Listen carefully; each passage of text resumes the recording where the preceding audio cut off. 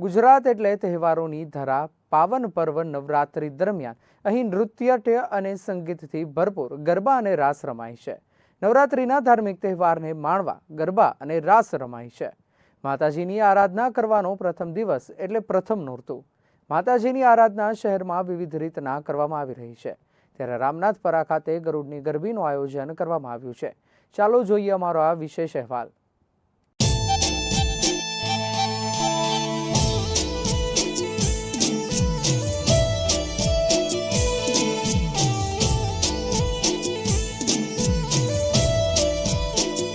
નવરાત્રી દરમિયાન લોકો દુર્ગાની પૂજા કરવાની સાથે રોજ રાત્રે ગરબે ઘૂમે છે. ગરબાની પરંપરા ગુજરાતમાં વર્ષો જૂની છે. જોકે હવે પ્રાચીન ગરબા કરતા અર્વાચીન ગરબા વધારે પ્રમાણમાં યોજાય છે. પરંતુ તેમ છતાં રાજ્યના કેટલાક શહેરોમાં વર્ષો જૂની ગરબીની પરંપરા આજે પણ યથાવત છે.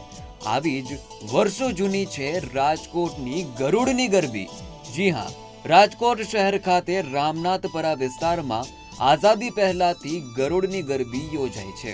આ ગરબીનો ઇતિહાસ ખૂબ જ જૂનો અને ચમત્કારિક છે. આ ગરબીની શરૂઆત દેશ આઝાદ થયો તે પહેલા કરવામાં આવી હતી.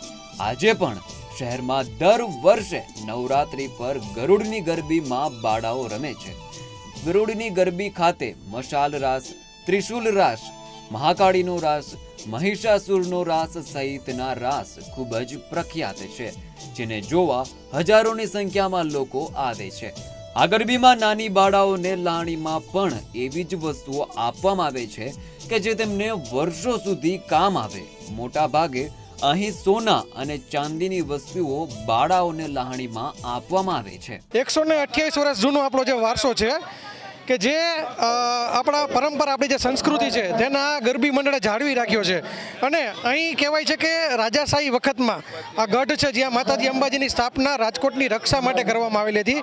અને ત્યારબાદ ત્યાં નવરાત્રી દરમિયાન છોકરાઓ રાસ લેતા હતા. અને થોડા સમય બાદ અહીં એક સાગના લાકડામાંથી ગરુડ બનાવવામાં આવેલું હતું. જે ગરુડ ઉપરથી માતાજીના દર્શન કરીને નીચે બાળાઓ બેસીને આવતી. અને ત્યારથી જ અહીં આજ સુધી દીકરીઓ માતાજી સ્વરૂપે રાસ લે છે. આ વર્ષે 37 જેવી દીકરીઓ ગરબીમાં રાસ લઈ રહી છે. અને અમારા તરફથી મોટાભાગે એવા પ્રયાસો રહે છે કે આ તમામ બાળાઓને કે તેમના જે લગ્ન પછી જે તેને લગ્ન જીવનમાં કામ આવે તેવી વસ્તુઓ તેને ભેટ સ્વરૂપે અમે આપીએ.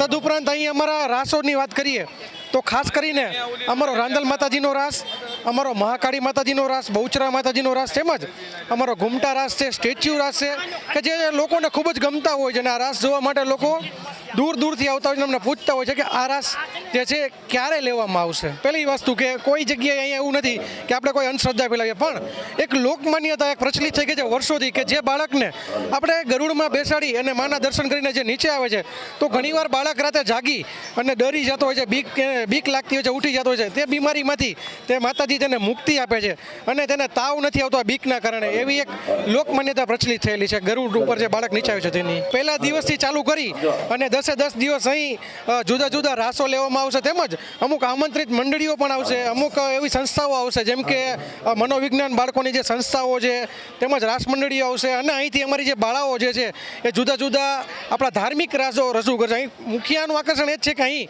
ઓનલી ફોર ઢોલ ઉપર અને સિંગિંગ લાઈવ ઓર્કેસ્ટ્રાની જેમ આપણે ગરબા રજૂ કરી છે ટેપ ઉપર કે જેથી કરીને આપણો જે પ્રાચીન સમયમાં જે રીતે લોકો ગરબી માણતા, અહીં પહેલાં ફાનસથી ગરબી લેવાથી બસ થોડું ઘણું જ આપણે અહીંયા ઇન્વેન્શન કર્યું છે. એ જ માહોલ લોકોને મળે છે, એ જ આપણા પ્રાચીન ગરબા મળે છે. કોઈ આધુનિકતાના નામે આપણે ફક્ત જે ડેકોરેશન છે તે જ છે. એટલે કે આપણો પ્રાચીન વારસો જાળવી રાખવાનું કામ કરે છે. સાથે સાથે બાળકો આવા ગરબીના કઈ રીતે આવે, કેમ કે ડિસ્કો દાંડિયોના કલ્ચરમાં બાળકોને ખાસ કરીને આ માહોલમાં ખેંચો કરી છે. તો અમે એના માટે અહીં જોકરોને બનાવીએ, વાનરોને બનાવીએ, જેથી બાળકોને થોડીવાર મનોરંજન થાય અને તેની સાથે સાથે તે આપણા વારસા સાથે જોડાઈને રહે. આ ગરબીનું નામ ગરુડની ગરબી પડ્યું તેની પાછળ પણ એક રોચક કથા છે.